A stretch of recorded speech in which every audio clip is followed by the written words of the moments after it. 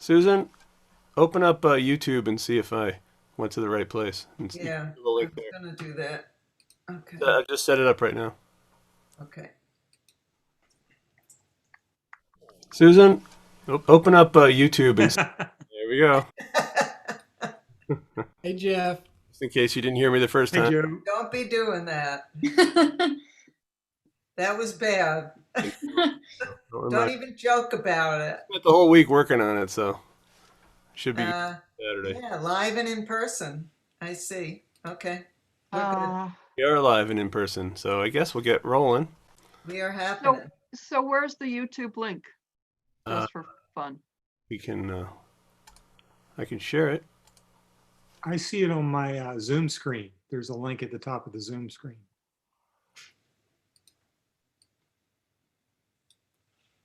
Oh yeah, look at Oh, that. It says look at live that. on YouTube. That's new. Yeah, I don't know if that was there before, was it? No, it was never there before.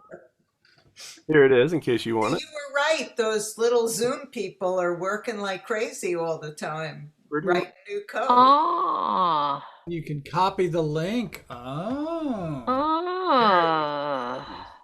What will they think of next? Everything we're saying right now is on YouTube, but don't worry, I'll That's right. get rid of the beginning.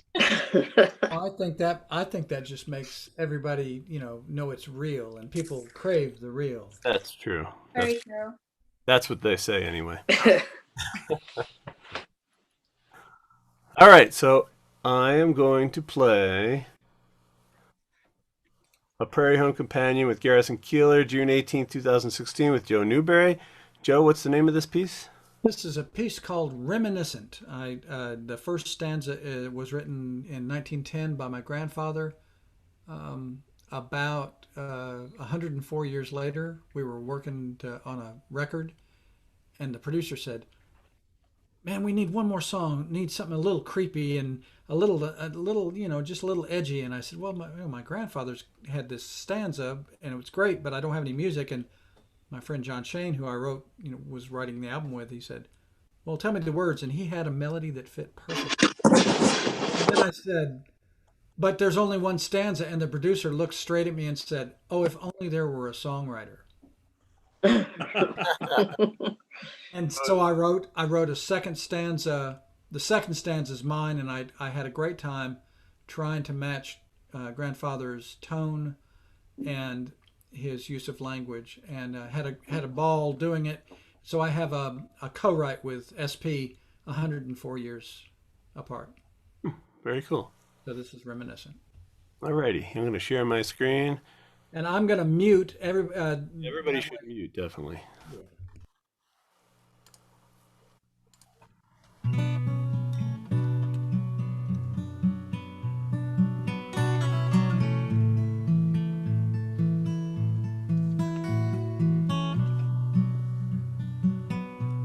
I felt the sting of Spanish darts down in old Mexico.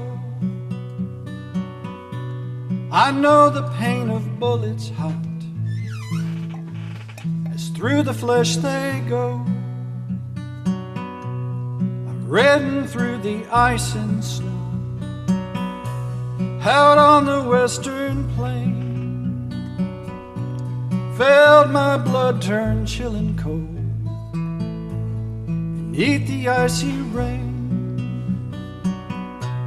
All these things may hurt you, yet they cannot compare with tempest in the human heart, which cometh unaware.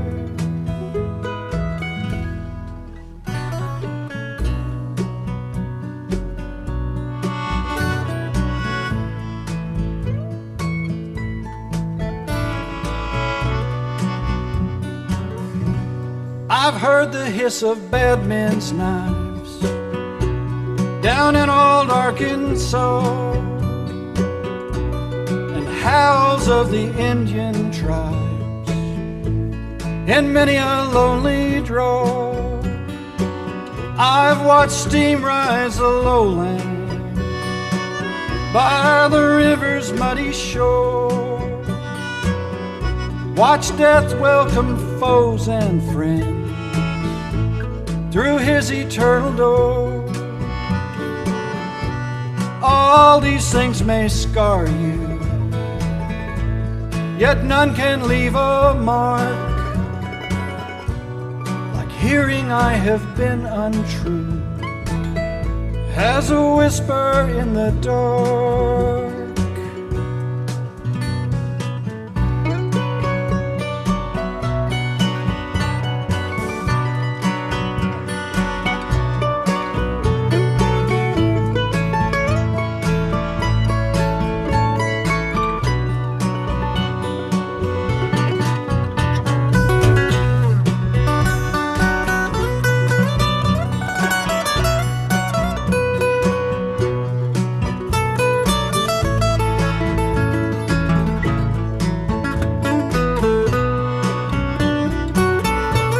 All these things may hurt you, yet they cannot compare with tempest in the human heart, which cometh unaware.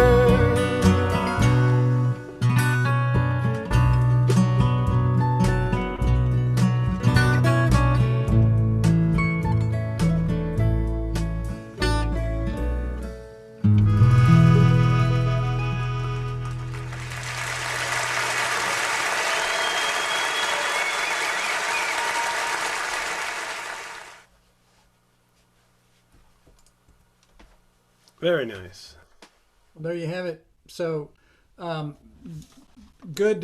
One of the things I always loved about playing for Prairie Home is that when I would go do a solo run, I would work with the band. It's one of the best bands. Rich Dworsky put together one of the great show bands, and that was Larry Kohut on the bass, and Richard Crean on the mandolin, and the great Chris Siebold, and those arrangements on the guitar. Those arrangements were done the Friday morning we got there for rehearsal, and Rich Dworsky on accordion and keyboards, and then Jonathan Dressel on drums, and all of those guys just killed it.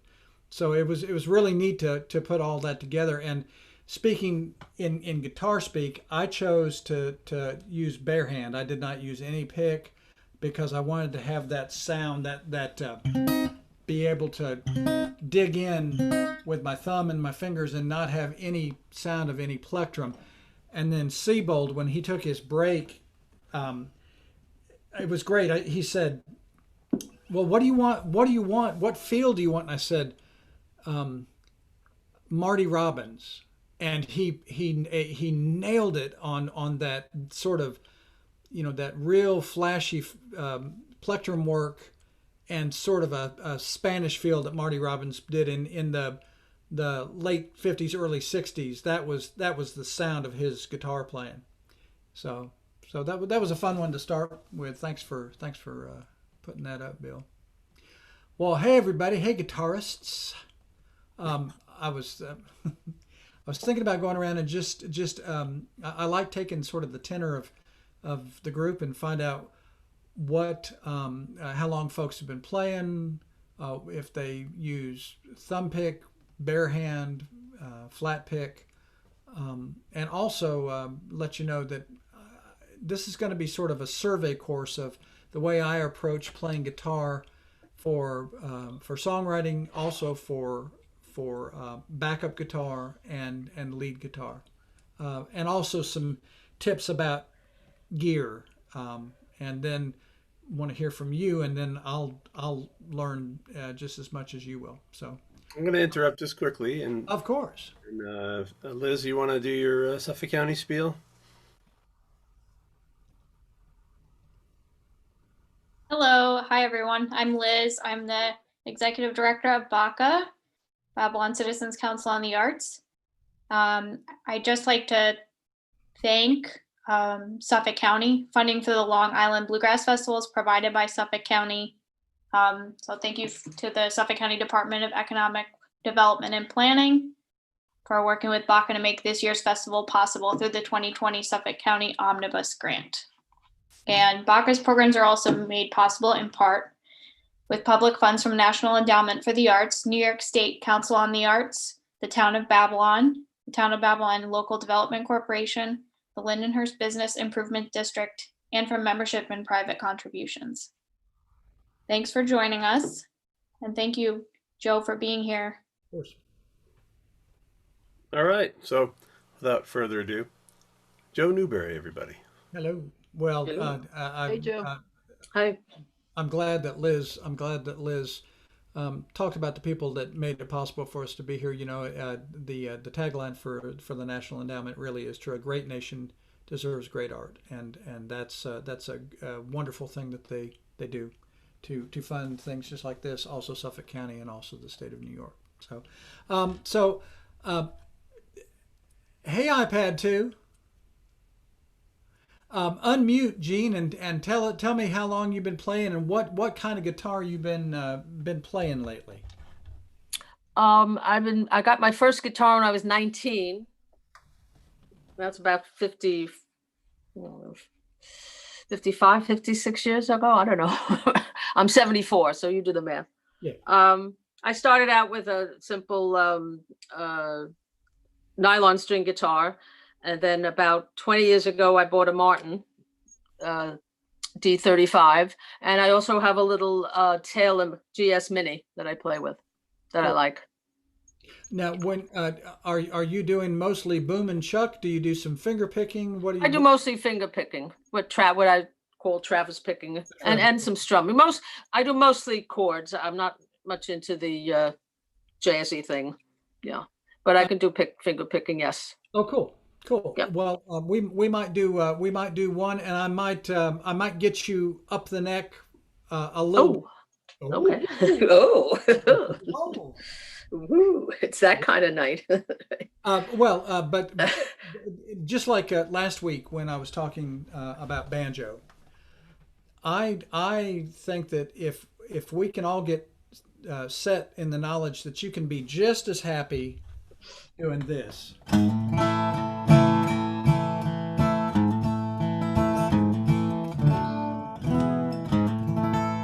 Because right there, we've got about 10,000 songs that we can do. And if you can be just as happy with this as...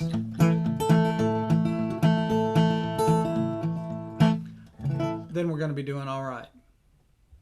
So let me see. Hey, Bruce. Good to see you again.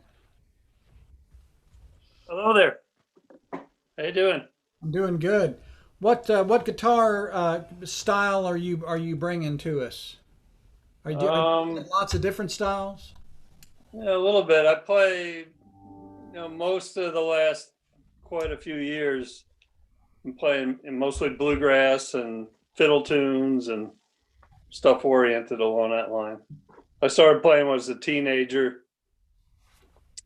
playing folk music and Dylan tunes and that kind of stuff, and then some country blues, finger picking.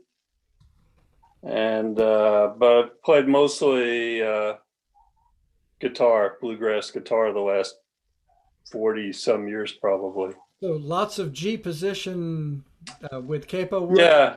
Yeah. I mess around with jazz chords and things, but I don't play. I don't have a big repertoire in jazz. Well, we'll do some boom and chuck, and I've got some techniques for using the old thumb pick and the old finger pick, and so my obsession lately has been Carter scratch guitar from Maybelle Carter. Yeah, I've never really. Yeah. Well, I'm glad to see you again. Well, thanks. Likewise. Yes, sir. Hey, Maria Fairchild. Hey, Joe Newberry. How are you? What do you want to get out of your the guitar work tonight? Oh, you're such a good guitar player. It's like I'm thrilled that did you ever hear me play guitar? I have. Okay. Yeah. Here's the thing. I started playing guitar when I was 12. I started immediately with finger picking, and then did like blues and ragtime instrumentals and things. Then I got very into doing very ornate, intricate arrangements of songs, like Joni Mitchell songs, not to copy, and I never copied anyone else's arrangement.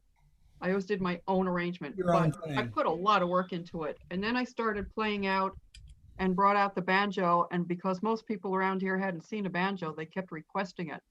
And so I played less and less guitar, and I've forgotten half of what I used to know. Oh, I But you used to know remember a the lot other more methods, so that's a chord good- positions. Yeah.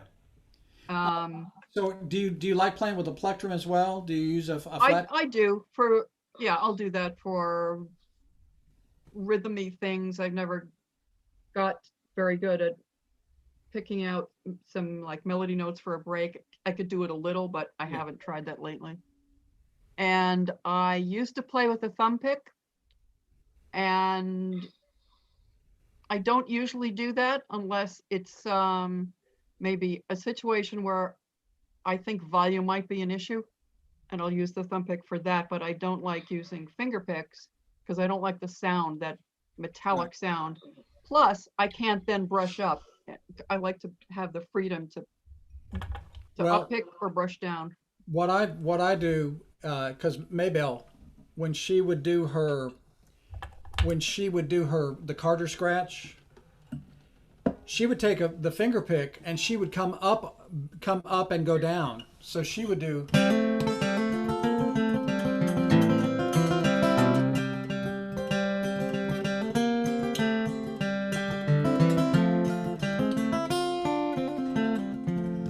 Now, how do you not get caught on the way down? It's like getting at Carnegie Hall. You practice, but the short is that you take the finger pick. I take the finger pick and I straighten it out a little bit. It's not the same shape that you would use for playing bluegrass banjo. So I'm going to go up to the camera and see if you can see it. I Yeah. straighten it out. Yeah. And then I leave enough room at the end where I can go.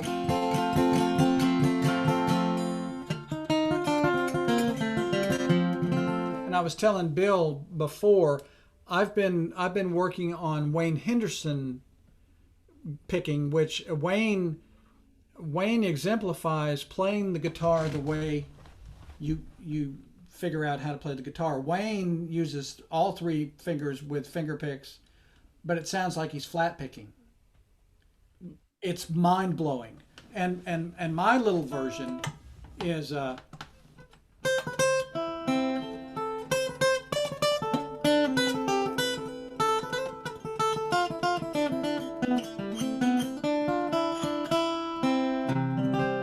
now Wayne sounds just like he's playing this.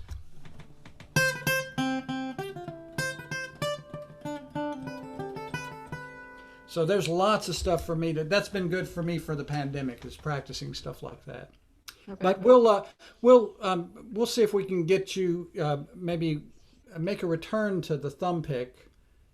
If you still lived here, I'd just give you a slick pick. That's the. Do you have a slick pick? I have a thumb pick. I don't know what a slick pick is. Slick pick is just it's a brand? it's a brand name. But anyway, it's great for picking, and also for doing. You can thumb pick, but then.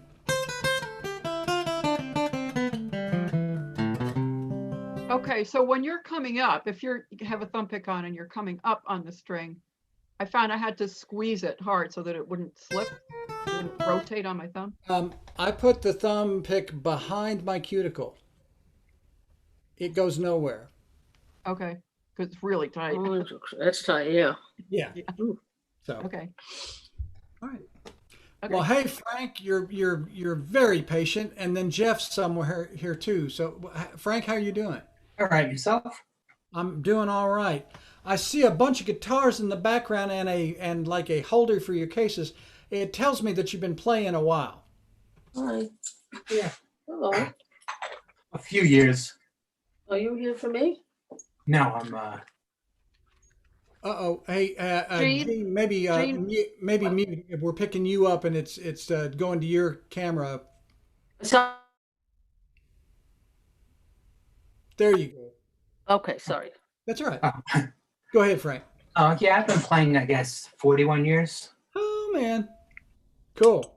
It's been a while. And I found online this really cool rack called Guitar Storage, where you could actually store the guitars with the case. A little pricey, but it's worth the investment. Oh, I love Gets that. everything up off the floor. Yes. So, when you started playing, were you playing rock and roll and then moved over into traditional stuff? What have you been playing? I started, really, I didn't venture in. I started with blues, studied jazz, and, it's just like Scotch. I could not acquire a taste for it. Wow, what a great way to put it. But it's amazing now because 40 years past the fact, a lot of it's coming out, modal modes and everything, and how to apply them. It's just so much easier to apply them now. And then now that I realize what I know, and if I go back 40 years, I'm going, this could have been explained a hell of a lot easier. It could have maybe made it more enjoyable for me, because when you're doing a 2-4-5 progression, Yeah. and you're being told you're soloing Dorian, diminished, Aeolian, when it just say the major scales covering everything, and then when you're hitting these notes, but when you're taught arpeggios, modes, and scaled separately, you don't see the connection. I'm going to quote Uncle Dave Macon. Well, when it comes to the scientific parts of music, I know nothing, but I can play. And so that's sort of where I'm at. I know just enough theory to get me in trouble. I was a drummer, which explains why I like banjo so much, because the banjo is just a drum on a stick. But a lot of the terms that you were using, I know when I hear them, and I know about Dorian and things like that. But for the most part, I'm an ear player, so I'm gonna learn from you tonight, I bet. So, do you like playing bluegrass too, and flat picking, or what? I've been doing finger picking maybe the past 9 years. I find I'm not a bluegrass player, but as far as timing and learning rhythm changes and everything, I find nothing better. And what always got me with bluegrass, especially on a lead break, is getting into that groove. And then it's different because the bluegrass is playing in a 4 beat, but playing the eighths. When you're soloing, it's in 16ths, and then the syncopation. So I've been working on my timing with that, and it really makes a difference. The other thing about old time and bluegrass guitar is, if you think about in terms of the beat, if you think of the beat in terms of like a chair, if you're a bluegrass player, you're sort of sitting on the edge of the chair. You're leading the beat just a little bit, and that's what really, if you can lean into it, the notes just sort of fall out right in front of you. It's pretty cool. And we might work on that a little bit. I love rhythm guitar. I mean, I'm a decent finger picker. I can play a little bit of lead, but mostly what I love doing is rhythm guitar. And for bluegrass, for sessions, if you can get that good 1 and 3 and 2 and 4, like with a plectrum.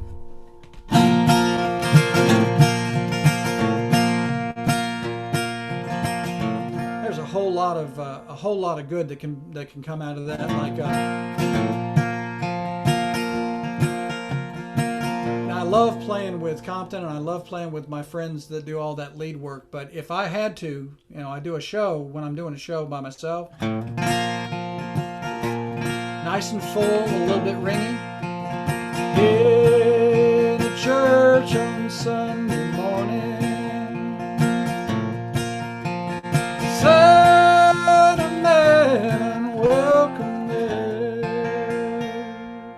Now, if Compton's watching this later, I put my finger down on that B string, and I've been making a move to leave that B string ring open.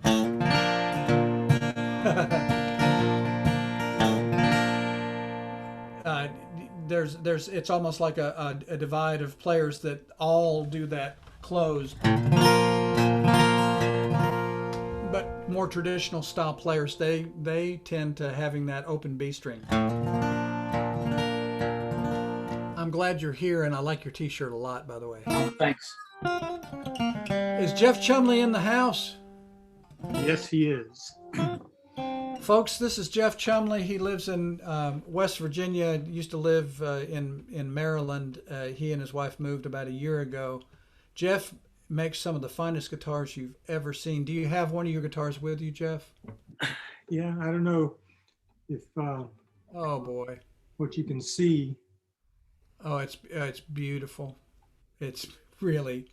Thank you. Yeah. So you like finger picking? Yeah, well, I started out as a banjo player 30 plus years ago, and I had a guitar. I started playing old time backup probably 20 years ago. Mm-hmm. And then when I started writing songs like 5 years ago, I found myself finger picking for no apparent reason, because I'm a clawhammer banjo player, not a finger picker. So for songwriting and singing, I mostly finger pick.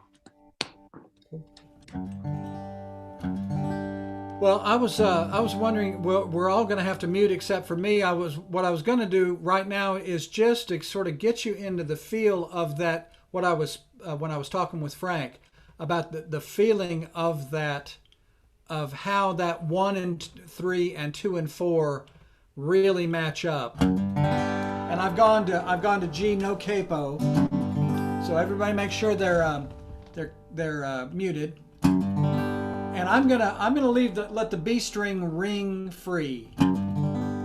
So when I'm starting out, I'm holding the pick where just enough of it is sticking out. I'm not holding it like this, like oh. I'm making it part of my hand.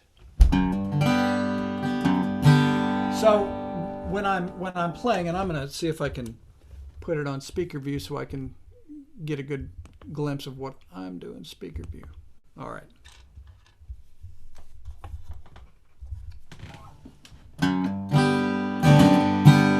You want to have a good solid.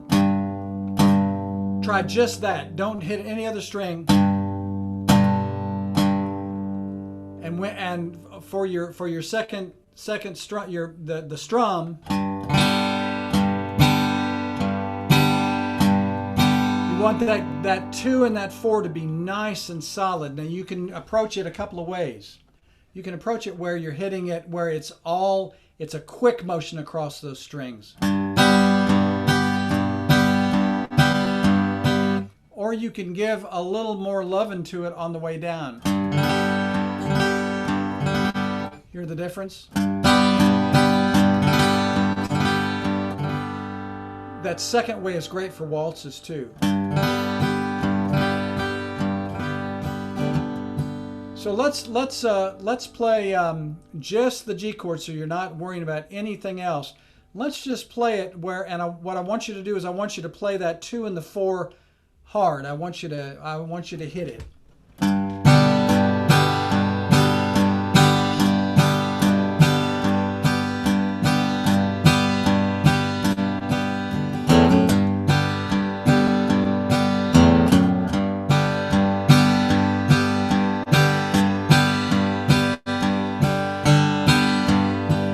Alternate, you can go up to the 4th string.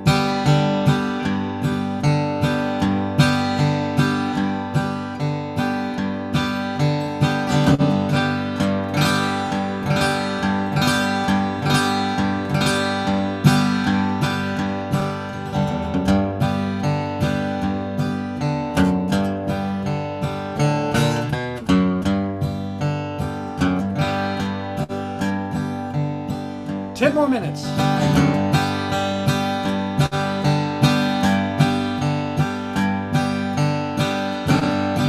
right, actually, Hey Frank, let me hear a little bit of what you got there. Oh, more. Oh.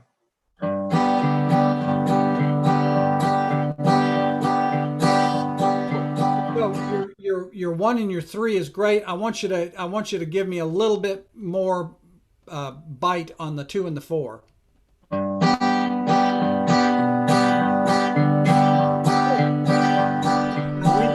When you're doing,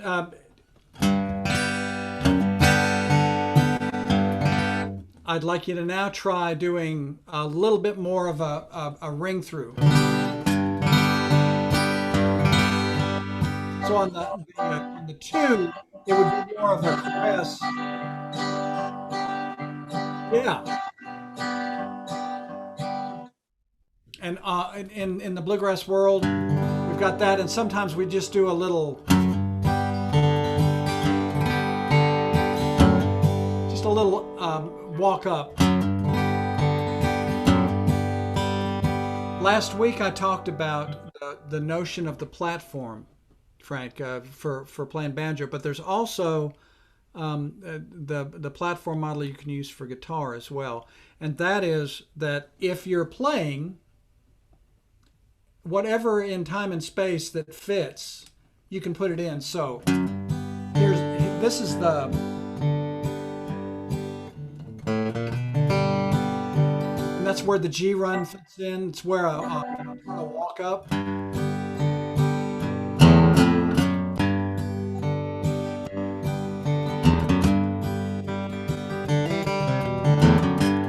So everything within there is all in this context.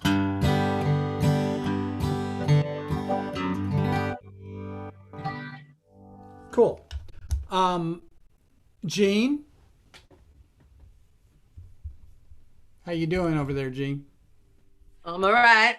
All right.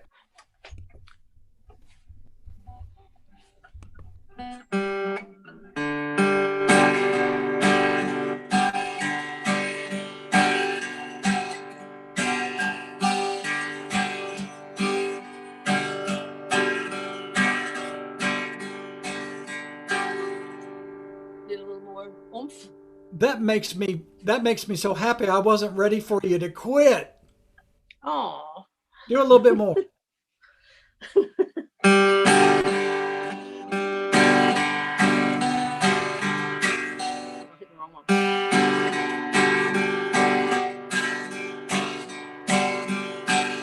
Cool. At the beginning of the phrase, I want you to start on that low E string. E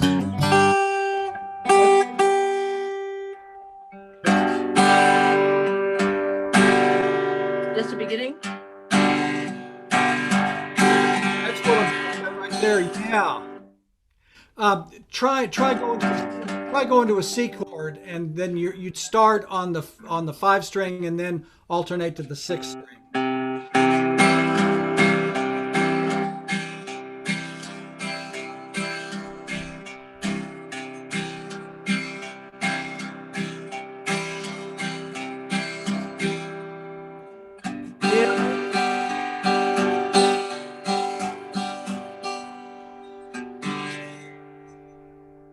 Outstanding.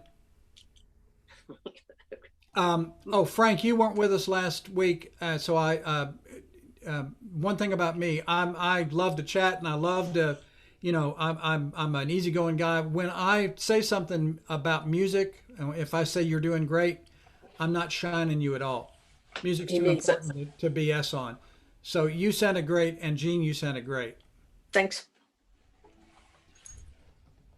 Susan, you wanna give a little?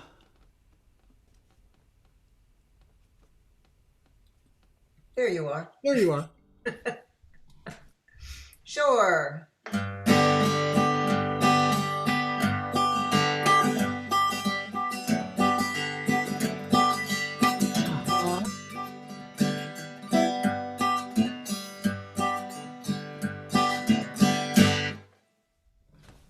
Well, Sassy, let me tell you what.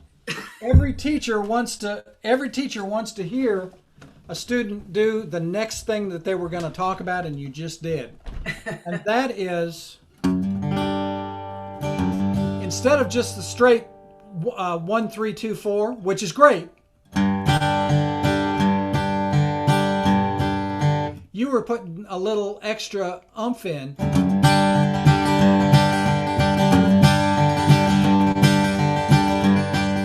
And so that is that's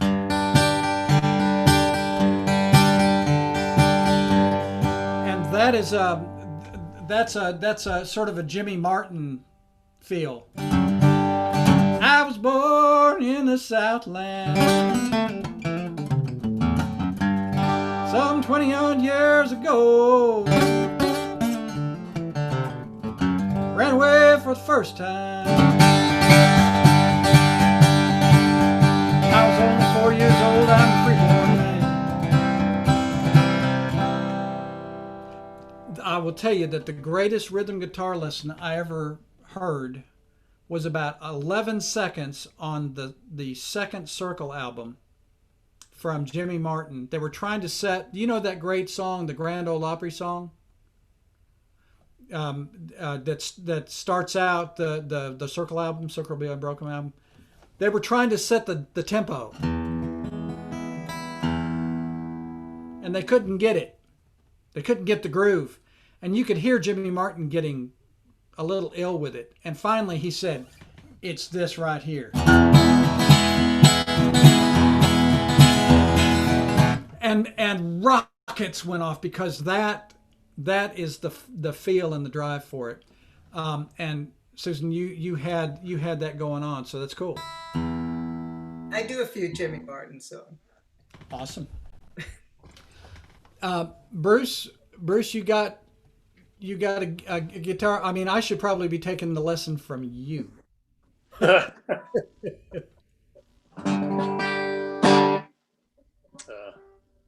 Jimmy Martin, huh? Or just a booming a church.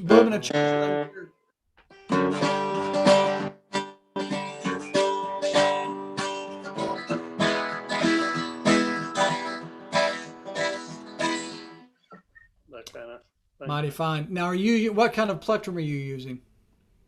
I have a blue chip, shaped like but this and actually I've been going back to Fender heavies, extra heavies lately too. 1.4 or whatever they were.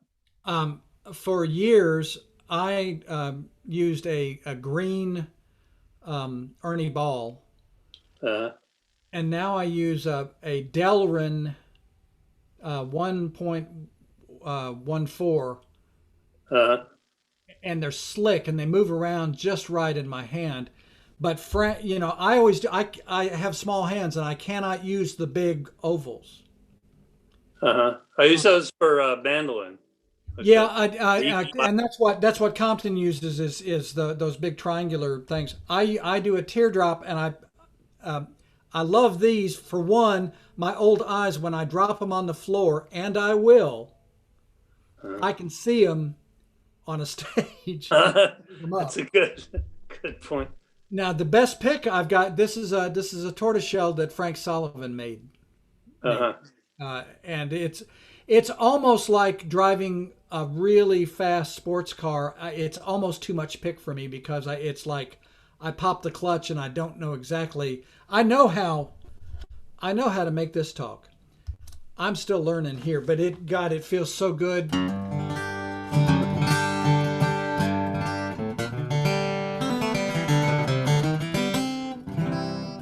Yeah, actually for rhythm, I like the larger radius, the fatter side of the pick better. But for lead, to make it pop, turn it around, yeah.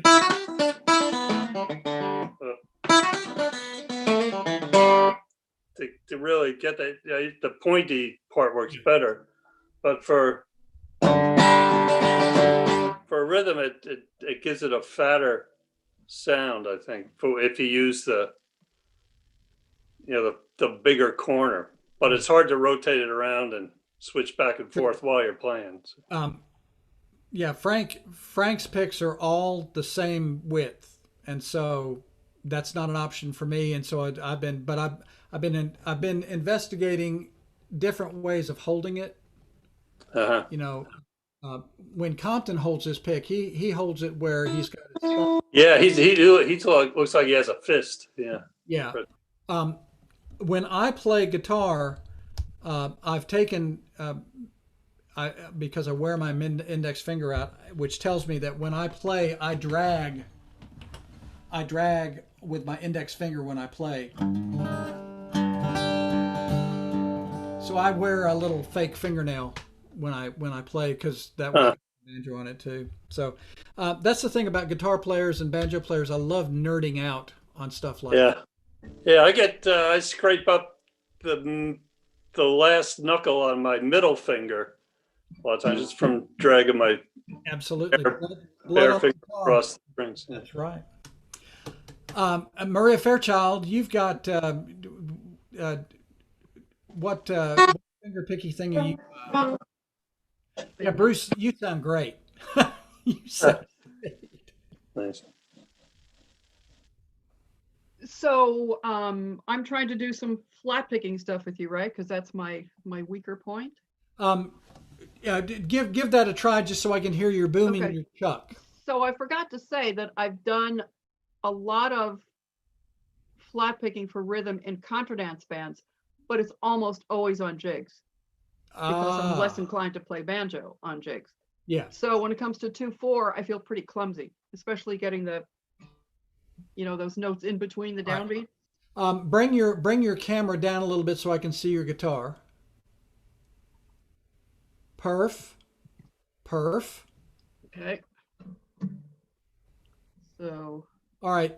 So here's a question already. Are you anchoring your finger down there? What do you mean? This? Your pinky finger. Are you sort of holding it on the guitar? It wouldn't stay there. No. Okay. Good. I mean, it sort of slides across the surface. All right. If that's helping you be in time and space, that's cool. I just didn't want some people when they finger pick a lot, they'll even when they're playing with a plectrum, they'll sort of hold that, and they're losing. No, I'm not doing that. Okay, good. No. I learned to play finger picking without anchoring. I played classical too, and you do not anchor. So it was free to move in space, but cool. I'm just kind of lightly touching it, but I slide across it when I'm picking.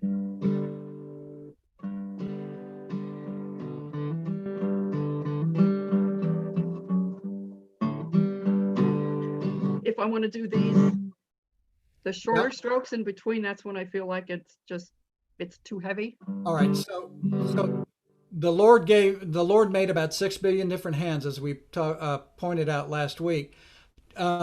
This might not be your path, but try it. Try making more of a fist, and think of it as the stick for the drum.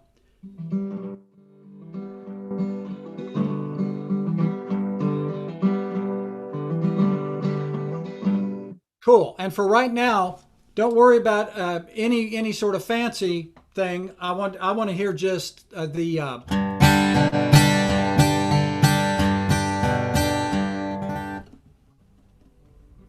Up. There you go.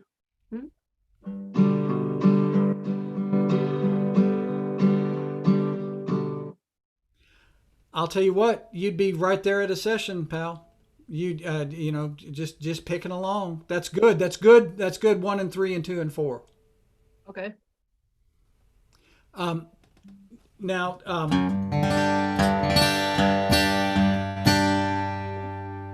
I sort of know where I am by where the bridge is, and you can see from my wear pattern.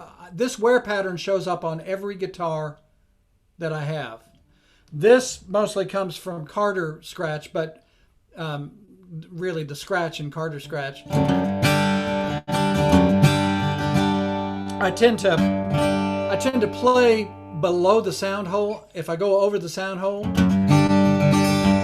it probably doesn't make any difference, but it makes me feel like I'm sort of tamping down on the sound.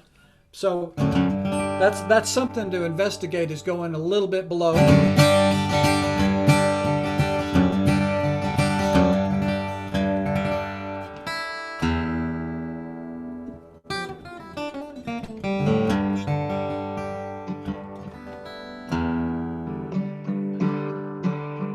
Very different sound. Yep.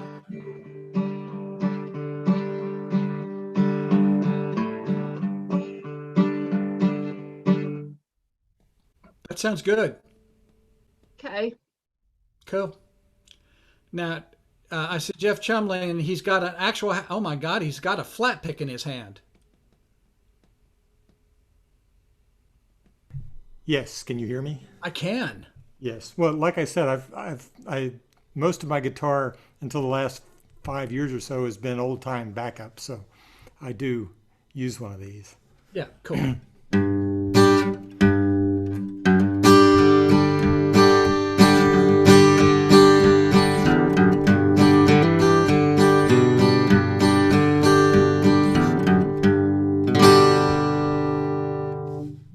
That sounds great. That sounds great, and I love that little internal.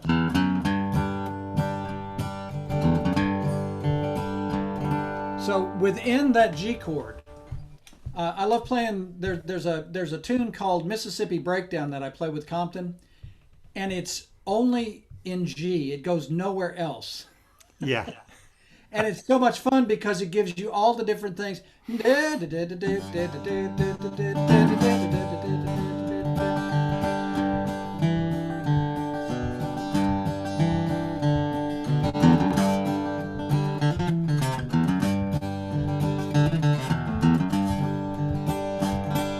And so that lets me do my little Riley Puckett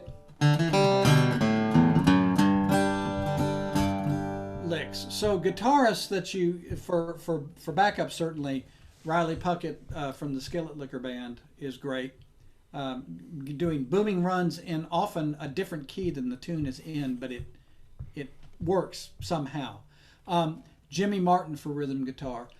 If you and I'm not saying look past Tony Rice's lead playing because it's unbelievable, but Tony Rice's rhythm playing really set the standard from picking up from Clarence White. Really set the standard for and that's where a lot of the folks picked up that B string down on the second fret. Tony does that a lot, but Tony's rhythm playing is impeccable. So that's plectrum. Let's stop. I just want to any questions before we go on, because I was gonna show you a little bit in terms of chords in songs, and especially playing on your own or by yourself. And if I know Jeff writes, and Maria, you write songs, don't you? Frank, do you write? No. All right. How about you, Bruce? Have you supped on the songwriting? I'm trying, but nothing complete. No. Cool. Gene, how about you? Do you ever write? No, I never have. No, no. Well, I have a even when I'm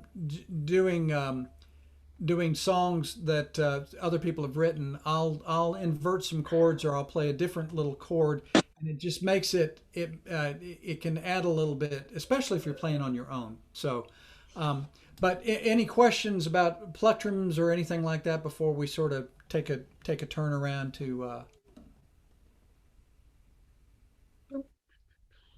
Yeah, is there any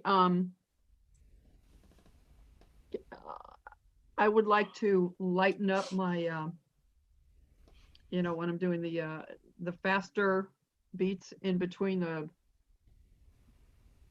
say if I'm doing a 2, just to make that 16th notes instead of 8th notes. I mean, how do I feel like it's just not fluid enough or something, and I wind up rotating my wrist a lot, and I'm not sure that's the right thing to do. Well, I do tend to move my wrist, but it's more fluid, and so I'm not going back and forth. And I on backing up tunes, I will tend to give more weight on that first strum, where I will touch all the strings a little more lovingly, like this, and then I'll do my next bass run or my next bass note, and then the four, that last strum, is a quick strum, so it comes out. I sort of mix both.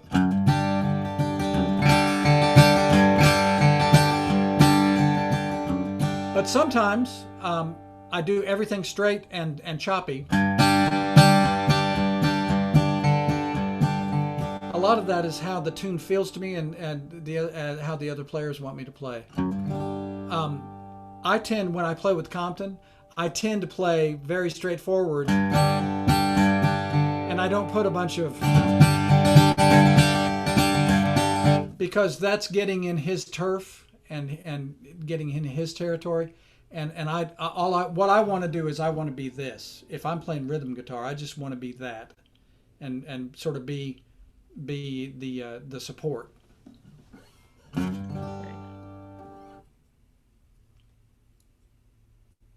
Questions? Yeah, but if I'm playing on my own, then I'm not getting in anyone's way. Yes. So it's this stuff. That I'm not getting them in time. So here's and I'll record this at the end. But the so the pattern is, I'm going to slow it down.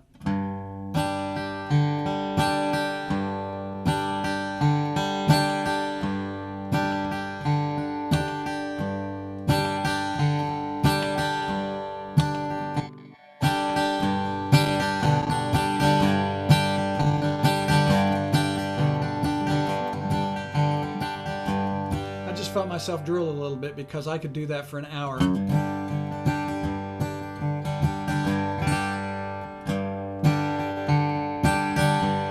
Maybe, Maria, start out and not do a bunch of the up-picking, upstroke.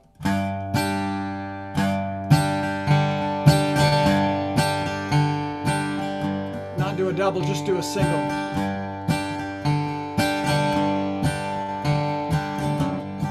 And then keep practicing that for a while and add in.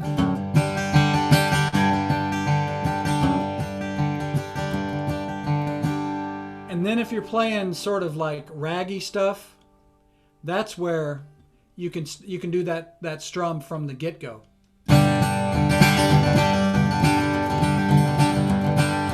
Or something in C.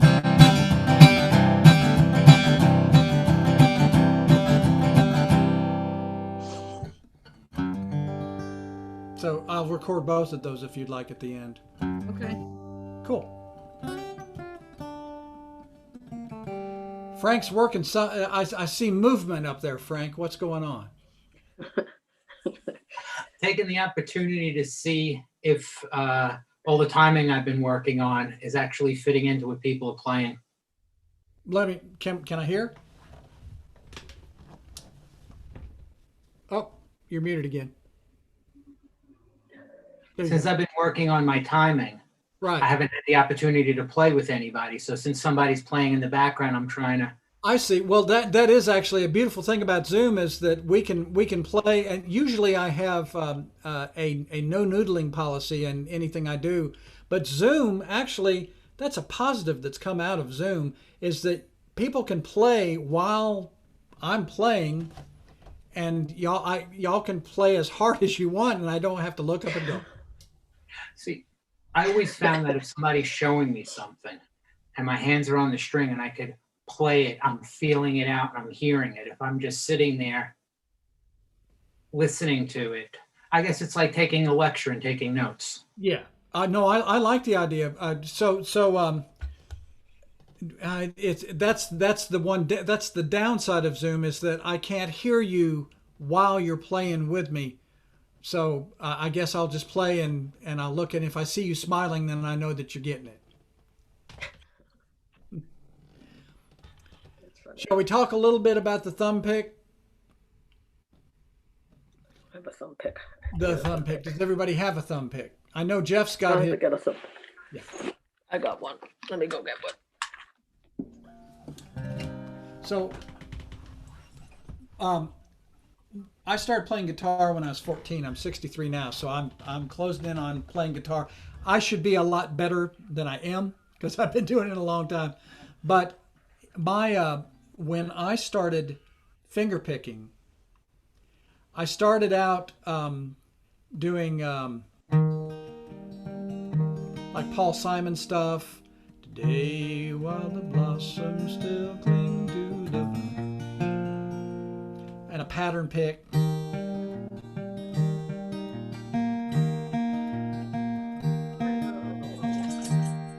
Good old folk music. But the first thing I ever heard that I had to have, I had to know what was happening with the thumb. Was it was a Paul Simon cut of a Davy Graham tune, Angie, and literally it spilled out of my speakers there on Bray Avenue in Columbia. And if you went into my house between the ages of 14 and 16 for me, you would hear this.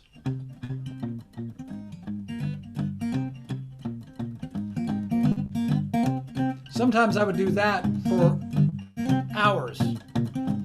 You know, sometimes I would add a little.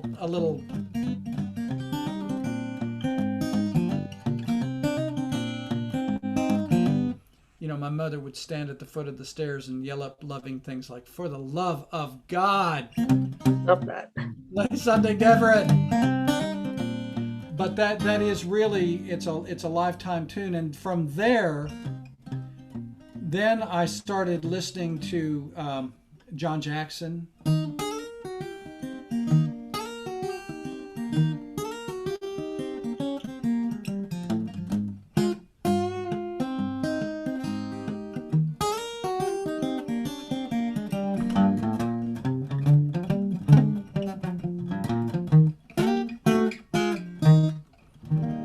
And then Mississippi John Hurt.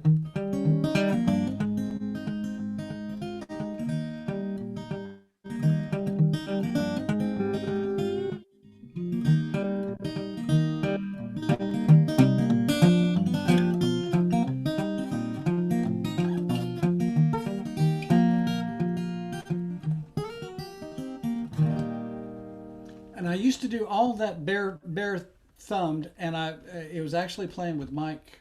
When I started playing with Mike, he's such a strong player, and I couldn't keep up.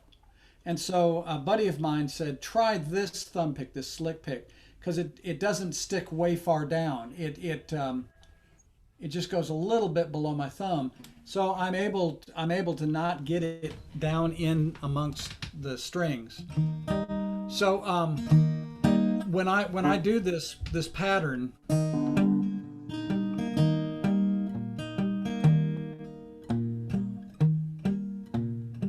there's my thumb, and it's very much like rubbing your belly and patting your head. It's having that ingrained.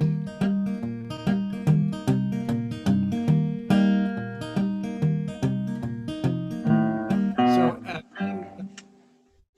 let's see. I put a capo on for singing purposes. If you've got a capo, go to the 3rd fret just because it's a little bit easier to reach some of these strings. Okay, I gotta keep on. I gotta get a keep on. Whoop. And Gene, there you go. Thank you, Bill.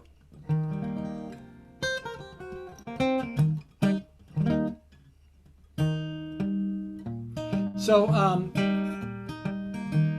the chord sequence in this would be C, and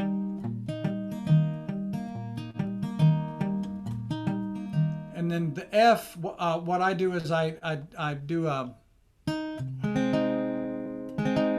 leave that first string open because I don't touch it, and I hang my thumb over that first string, the low E string on the 1st fret.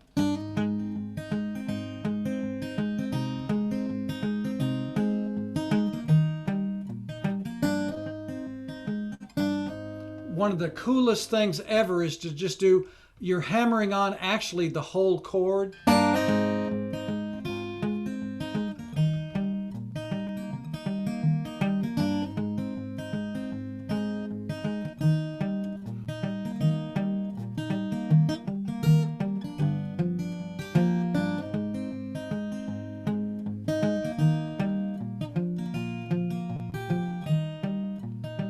So there's our platform. Let's play a little palette on the floor. And if you're not a thumb picker, you don't like it, you can also use the plectrum.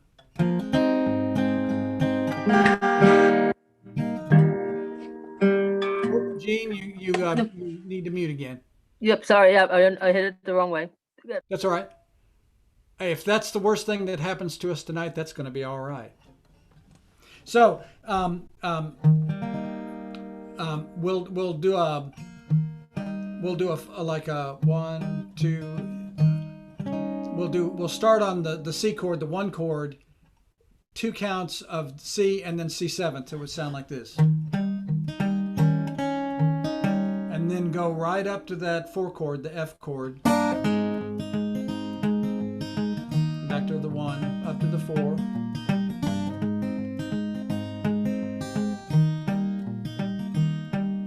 It would be to the C, then to the E shape, E7. Then up to the F. The 1 and then the 5. And there it is. Oh, make me down a pallet on your floor. Make me down a pallet on your floor. Make me a pallet down soft and low. Make me a pallet on your floor. Oh, don't you never drive a stranger from your door. Never drive a stranger from your door. Oh, never, no, never drive a stranger from your door. He may be your best friend and you'd never know. Oh, make me down a pallet on your floor. Make me down a pallet on your floor. Make me a pallet down soft and low. Make me a pallet on your floor.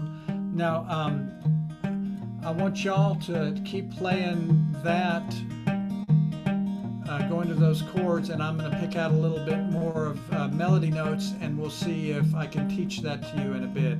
So we're going to do 2, C7, up to the 4. Make me down the pallet on your floor. Make me down the pallet on your floor. Oh, make me a pallet down soft and low. Make me a pallet on your floor. Give everybody my regards. Give everybody my regards.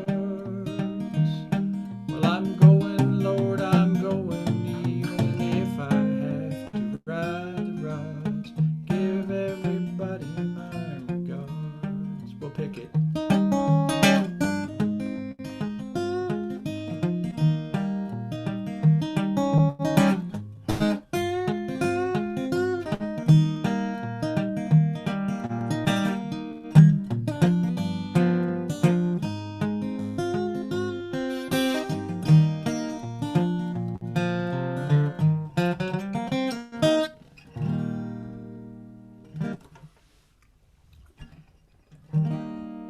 I have been playing that song for about 40 years. I learn something new every time I play it. And I have just as much fun playing it now as I did the first time I ever figured out, oh my God, I can do this.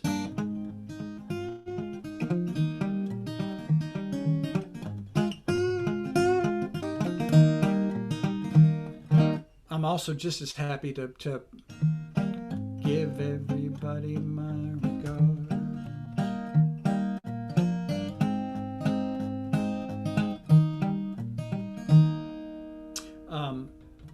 there's other stuff that you can put in it, little passing chords. I'm just as happy to do the 1, the 4, and the 5.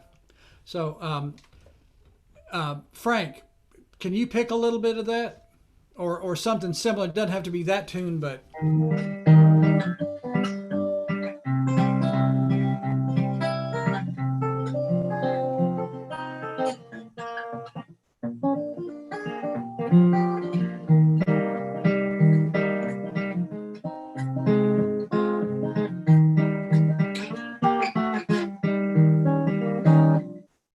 Awesome. Thank you. Yes. So I love that little internal. And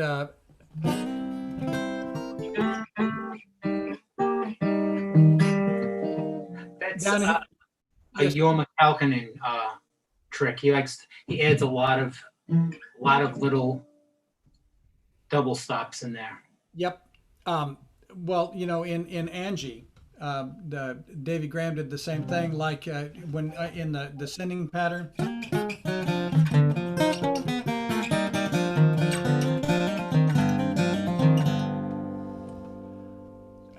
What I love listening to is the DNA that all these guitar pickers were sort of dipping their hand into. You listen to Davy Graham, and he's obviously listened to the great Southern blues players, and all those movable chords. And that's the other thing about guitar that I love is that chord.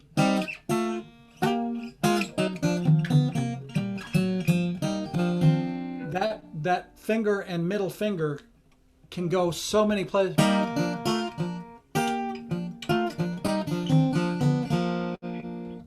And then you think about Django just having these two fingers basically just over like this, and it's that 2-finger playing that's great. So, Frank, you're a good player. It's good to hear you. Thank you. Hey, Susan, what you got over there? Oh, I don't know. I don't know. By the way, I think Paul Simon learned his version of Angie from Bert Jansch. Bert Jansch. Yeah. Yeah. Yeah, actually I was overseas and I ran into an English rock star, and he was a Bert Jansch head, and it's like he became a folk nerd rather than a rock star, and I thought, well, all right. Joe, that's your Robert Plant story, and I love it. It's the best story. I was like, he said, because I was doing the transatlantic sessions, and he came down. I was at breakfast, and he said, "I enjoyed your program last night. Hello." It's like, and I did. I looked at him, and it's like, "Are you Robert Plant?" And he goes, "Yes, I am." But he lost it. He loved that. He loved Bert Jansch and Davy Graham, and so it was cool to watch him just become like a 14-year-old guitar head. So, Susan, what kind of finger picking are you doing? Well, I was trying to do similar to what you were doing there. Cool. Let me hear the Susan filter. Okay.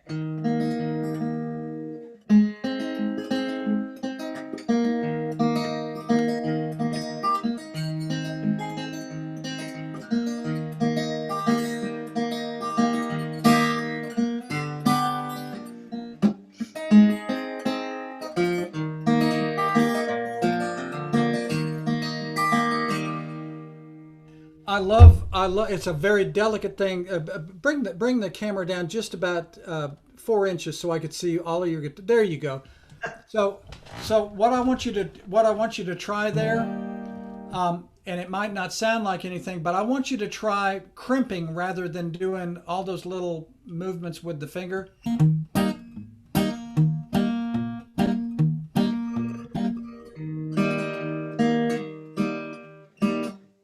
Even more of a crimp, so it would sound like this.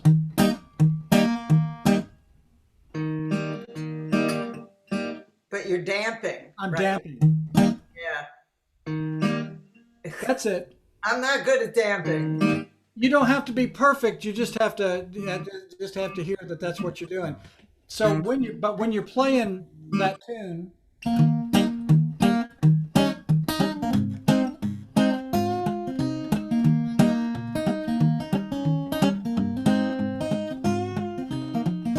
think about that sound at a tobacco market on Friday afternoon after everybody got paid, which is where Blind Boy Fuller did his. That's where he plied his trade. Same with Reverend Gary Davis, and they had to be heard, and so they were.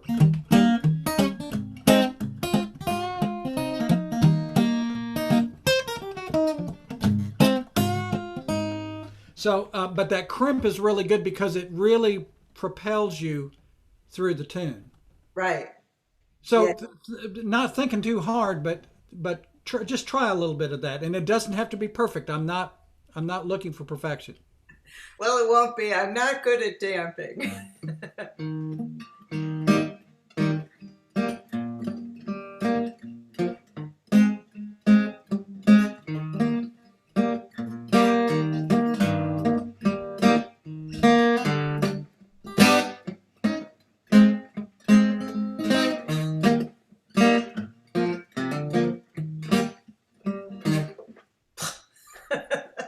Now we're worn out.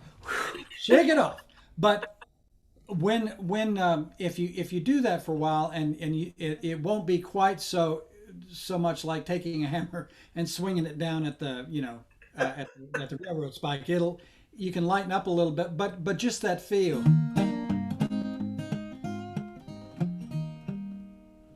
It'll come.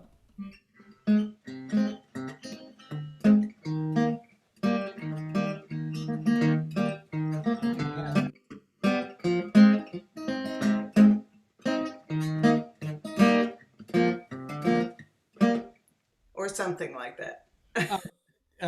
There's your path right there. Okay. Hey Bruce, you probably play all this stuff. It's like let me get my notepad and take some notes here.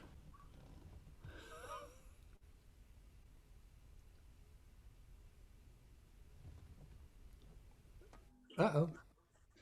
Whoop. There he is. Can't you hear me? Yeah. Oh, okay. Yeah, you just moved position in my gallery. I was searching frantically for Oh, okay. I'm using an iPod, so it's like my it's hard to find the spots, the little icons.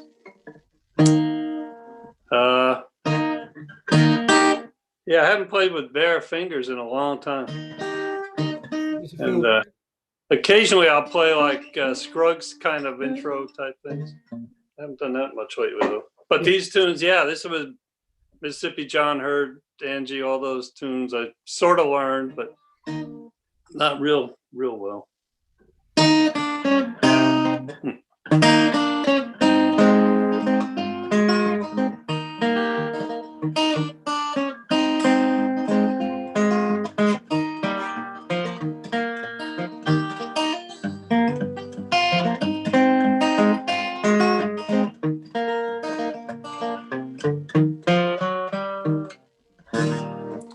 Kind of thing.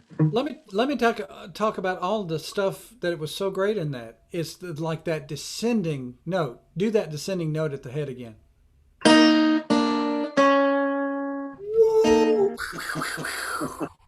Man, is that good? Like double stops. So yeah, the third and second string open to the seventh with that kind of dissonance. That's what we call that note's what we call Mother's Last Nerve, which is a great. I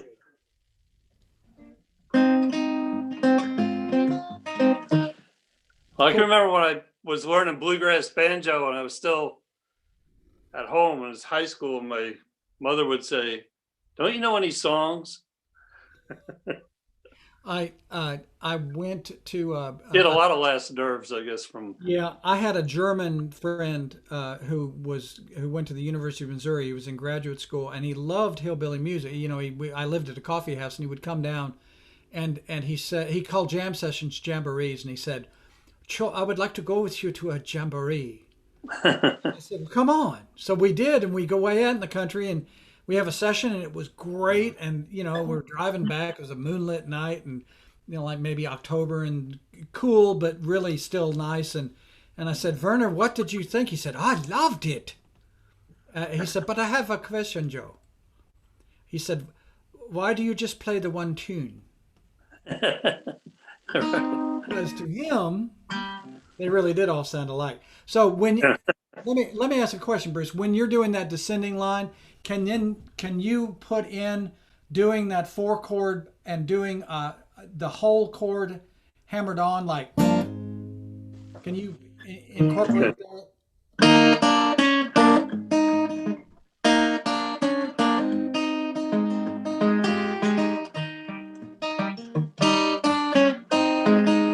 That sounds great. Kind of Mess around with that some, because you've got a really nice sense of finger picking. thanks. Yeah. I miss doing this. It's been a long time.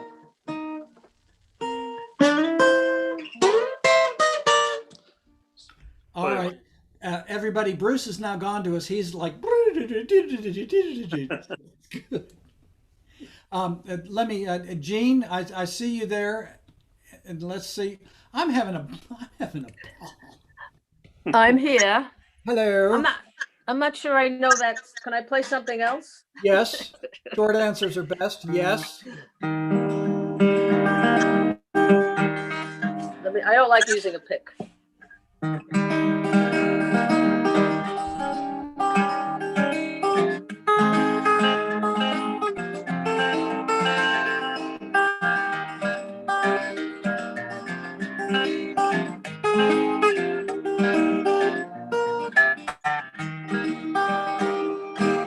Well, Gene, don't think That's what I like to do. all right.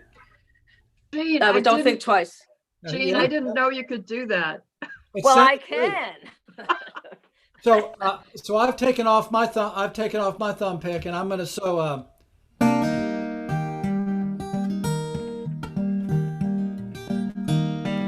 Actually, I played that way for so long that if you're playing without a thumb pick, Mm-hmm. there's a way for you when you're doing your 1 and your 3 to take. It's almost like you're going under. You're going in and sort of up, so it's. I'm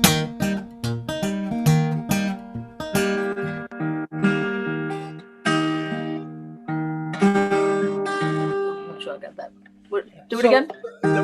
The way to do that is just go to your 5th string, make the C chord, and go to the 5th string, and put your thumb sort of underneath the string, like go down between the strings, and then come up under it.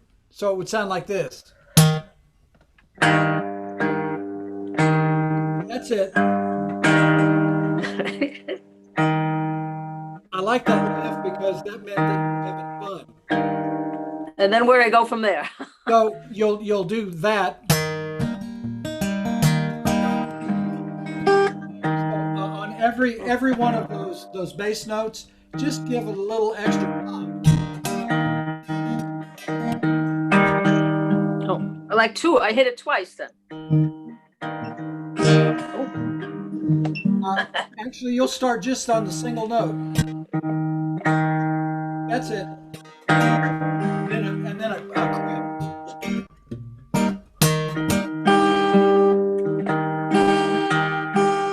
Oh boy. I have to work on that. Yeah, if at any time it starts feeling weird to you, you're a good guitar player. So don't. This is just one path to the destination. You're already pretty far down a good guitar road. So. Down the road, thanks. Yeah. Hey, Jeff Chumley. Hey, Joe. Hey, that's a good name for a song. Huh? Yeah. Not this song, though. Okay.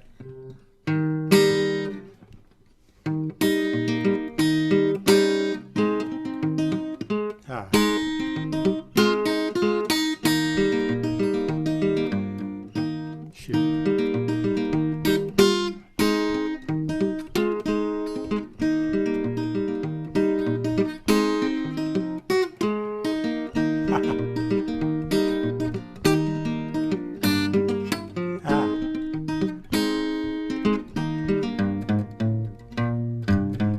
I give up. I will not let you give up. And I'm going to tell you that folks, Jeff and I are old friends, and to hear his little noises as he plays, that's a Jeff thing. He'll go like, ah, and I've missed that so much. It's so Well, nice. yes. So the only thing I would say, Jeff, is give good value to that 1 and the 3. So it would be this.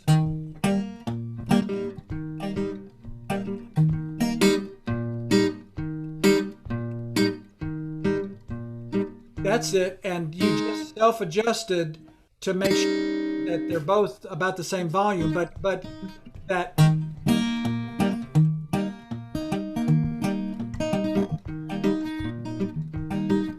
going to Chattanooga, just to see the ponies run, pretty mama. I'm going to Chattanooga. We've got about 10,000 songs that'll work with, but that's good to just keep adjusting.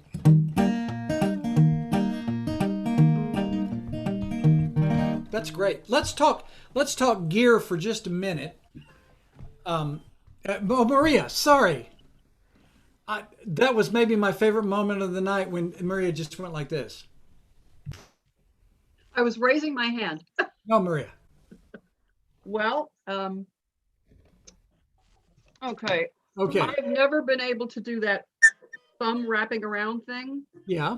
So I'm trying it, but it's messing me up right now. So I think I'll do something else. Okay. So, I mean, some other F, some way of getting the F. But I'm going to try this song. Although it tends to morph into Freight Train. Everything does. Yeah.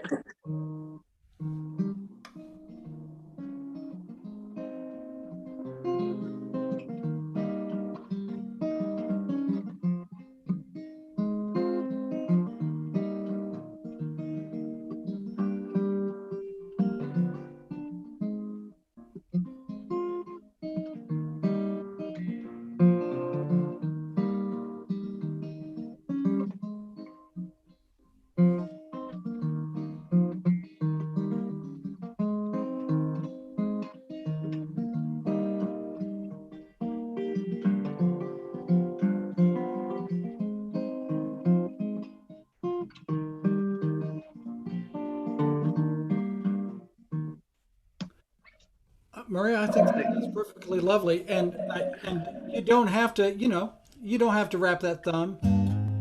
If you want to have that low note, which is nice, you can do a full F. Yep.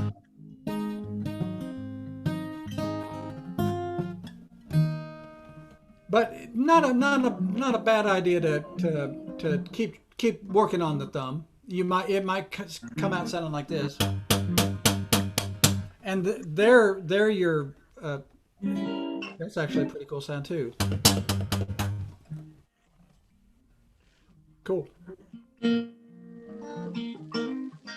it is now, but well, we know that it's there. Oh. Let me talk 2 things about capos before, and I'm going to record both of those, the strumming things and that for y'all. Because this is going to be kept on YouTube, correct, Bill? All right. I use a shub capo mostly because I don't use a capo that closes over the whole thing, because I like doing different capo positions when I play in the key of A and I want to do but use a G chord form. I'll take my capo and I will put it upside down, and I'll only cover the 5 strings and leave the top string open. So when I'm playing a G chord that way, there's your regular, it sounds just like a G chord. But when you go to your 5 chord, when you go to the D form, it's got that low E. If you're playing in a string band and there's no bass, it's a great thing to have, because you're playing along, strumming along.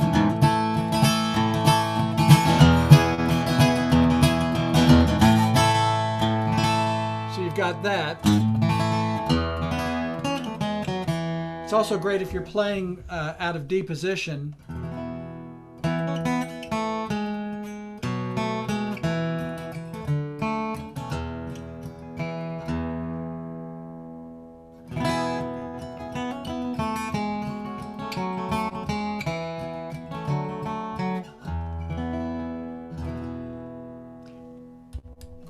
Also, if you want to play out of C position, you can move it up to the 4th fret and leave that E string open. So when you're playing your C, you can close it all the way, but if you want, you can leave that low E ring so it sounds like this.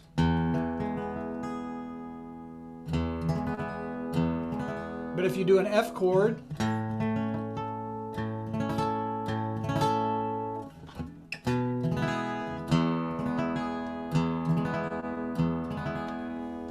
of course, my friend Jim Watson will do that, and he'll put 2 capos on, one on the 2nd fret. So there's 2 capos, so you can do the same.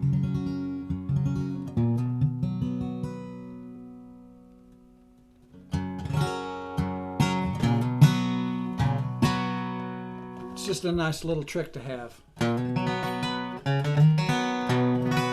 And oh my gosh, we didn't really even talk about the G run, but I think y'all already. You've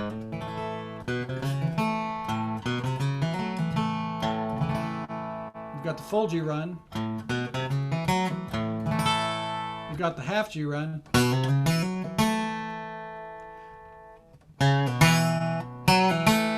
And then the Lee Gibson pull off.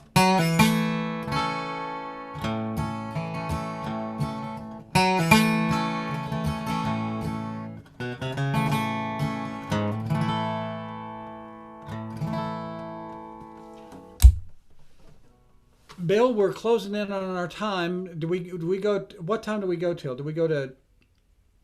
Usually 9:30. Okay. Last round. Any questions? You know, I'm as close as your email. If you need me for anything or you've got other questions, js.newberry@gmail.com, and I'll answer the best of my ability. So, and Bill knows how to get in touch with me. I have a flashlight in the backyard. Sweet. A little semaphore work. Before we get done, Liz, thank you for all that you do for BACA.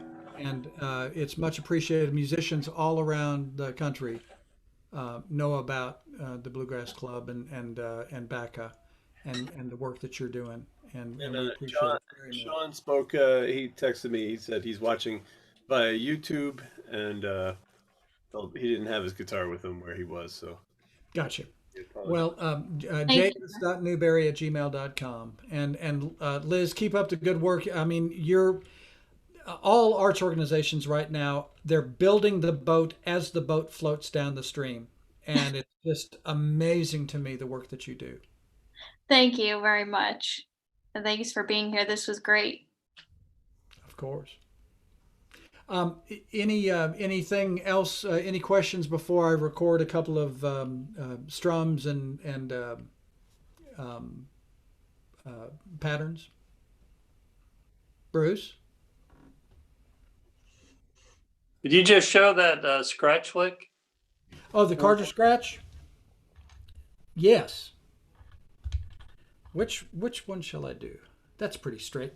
So I'm putting it on where there's plenty of metal still sticking above my finger.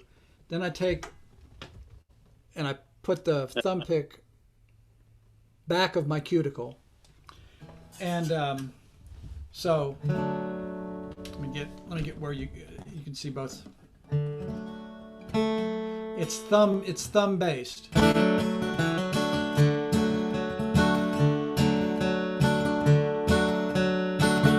So it's so down up, and then down with the finger pick, and then up.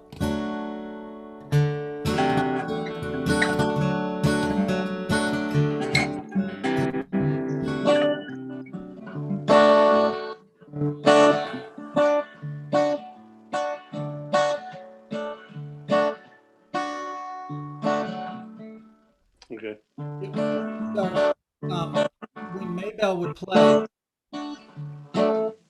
she would lead with the thumb.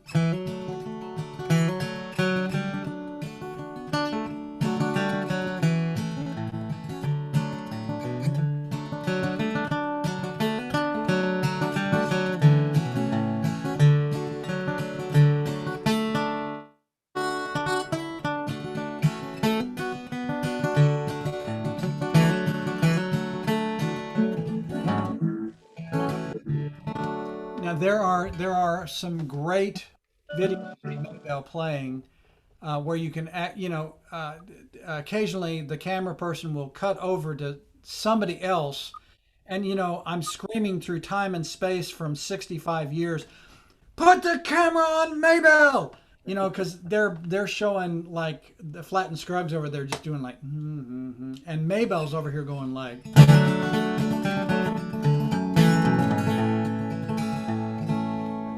Just great playing. And there's a video that her daughter Anita, Helen, and June, Anita did, and she's got her mother's lick, that Carter lick, really great, and she plays it where you can really see it.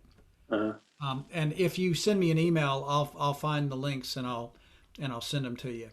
Okay, because I have some videos of Earl doing it, but he and it looks like he's using his banjo picks, and I just and it that just finger going back and forth. I don't know how the heck he does it. It knocks me out that he was doing it. I think it's Earl was all down on the thumb and up. So like he'll do "You Are My Flower," and Maybell would do.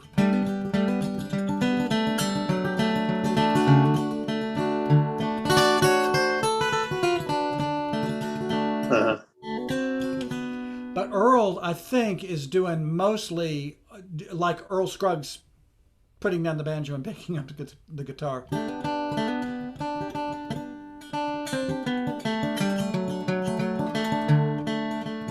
And all thumb.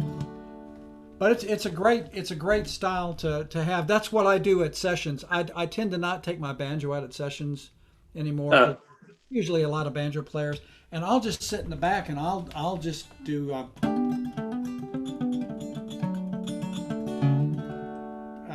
I'm obsessed with that. So, let me record these couple of things, and then anything else that you need from us, Bill, or when I get done with that. No. All right. You're on overtime now, so you're off the hook until you can play if your heart content, or you. I'll do a little bit of that palette on the floor, and I'll do it slow. Then I'll do the strum, and then I'll do the sort of fancy strum that I was showing Maria. So the palette on the floor.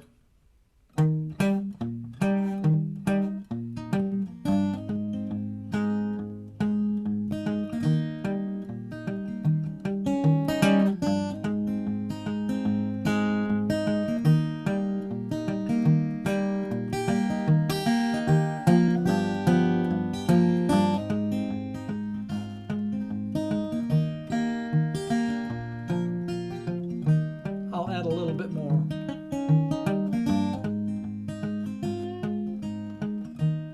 That one little bend.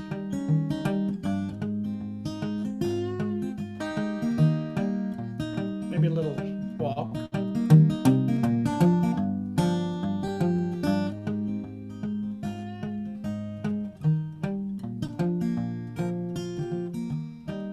And maybe just a little something for interest for you to run the tape back a couple of times.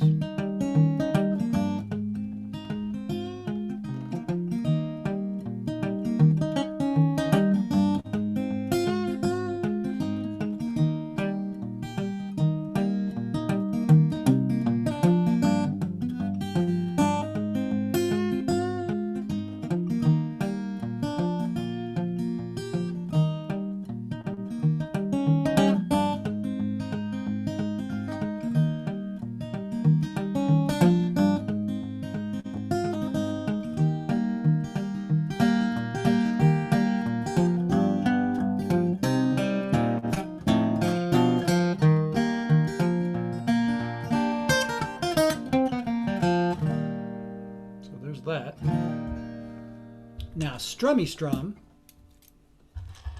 Good 2 and 4, and 1 and 3.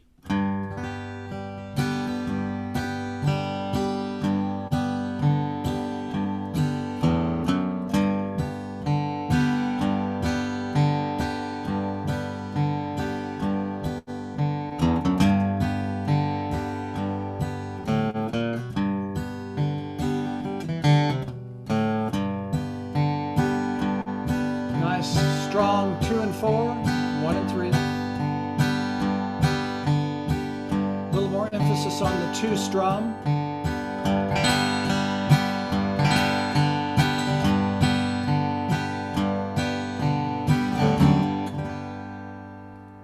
And that little internal rhythm.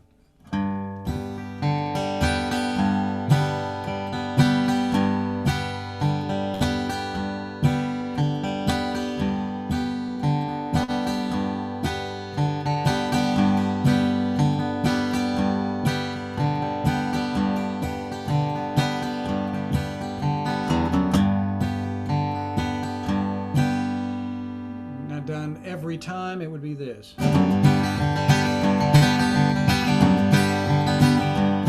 She's low, she's tall, she's 6 feet from the ground.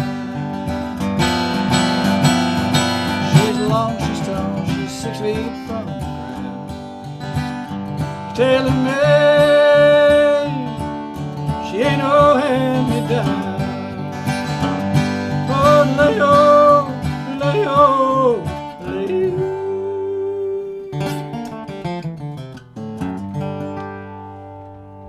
I wish we had all day because we'd have a big old time. I look forward to seeing everybody in real time, and maybe if we can make it back up to the Long Island Bluegrass Festival in a future year, I'll see y'all in person. So, thank you, everybody. Thank you. Thank you, Joe. Thank you, Joe. Wonderful.